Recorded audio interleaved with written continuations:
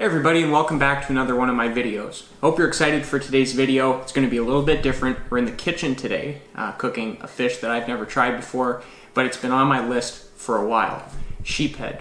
So, you probably enjoy catching sheephead like me.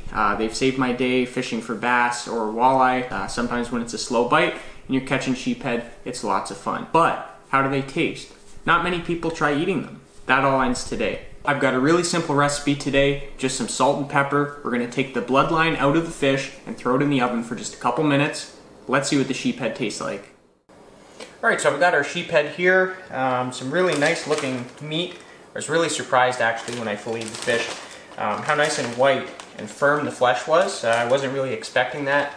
However, there is a significant bloodline running down the middle of the fish, which typically you'd like to remove. Some of the bad taste usually is found in that line. So what I'm going to do here is I'm going to remove that bloodline by just making a really quick cut down the center, following the edge of the bloodline. I'm going to make the same type of cut on the other side, reversing. And I should be able to just pop that right out.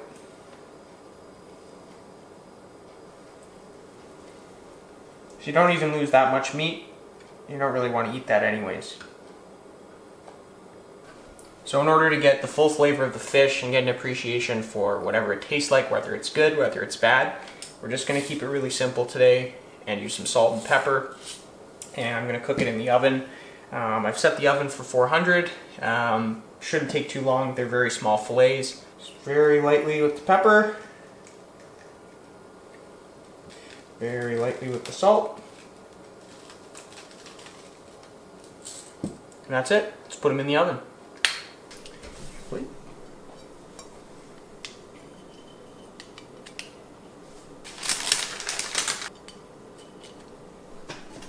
Alright, so now it's the moment of truth. We're going to dig in. I got my dad with me here today. I'd say he's pretty eager to try the sheephead as well.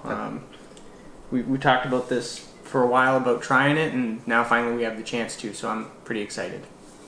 Alright, ready? Yep.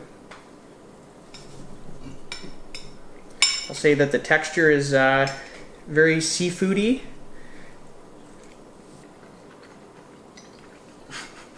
It's nice. Mm-hmm. That's really nice. Yeah. No, it's firm, but it's sweet. It's very much. It's really nice. Wow.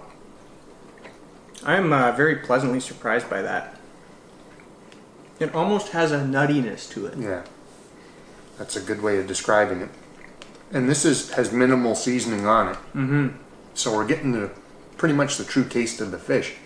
It's very, very good. Wow. I can't get over the texture though. It's almost like a chicken.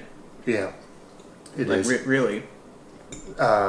Very saltwater fish qualities to it as well. Yeah, like if you've ever had amberjack or grouper, that kind of texture. I like it with just the salt and pepper. It's a win. Yeah, I don't know why people aren't catching these and eating them. It's delicious. Unlike any other freshwater fish I've had. And I'm just finally getting to the bones at the same spot that you would on a walleye or on a bass if you were eating a bass. That's just that section right behind the gill. When you take your knife and you run it down, you're actually going through the rib bones. That's just the remnant of it in the fillet. So you could take that out using the zipper method. Same thing that you do with a walleye fillet. Well, I'm glad we tried this. Me too. It's delicious. Because I was worried it was going to taste bad. I mean, you could fry anything and it would taste good. So that's why we didn't fry this, because if it tasted bad, I wanted to taste it.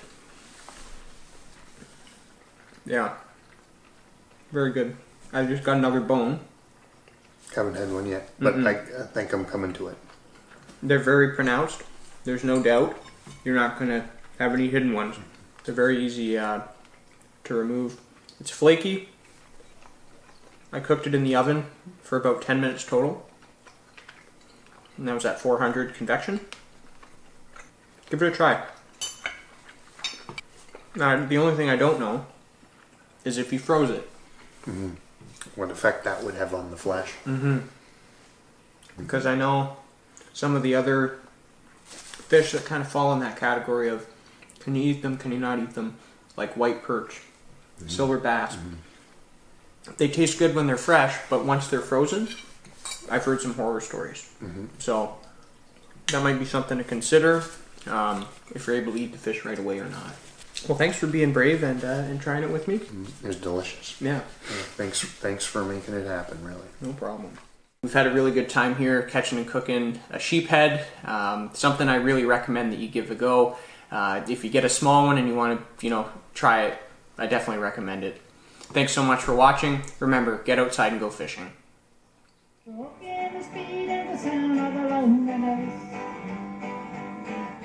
You're out there running just to be on the run. Yeehaw!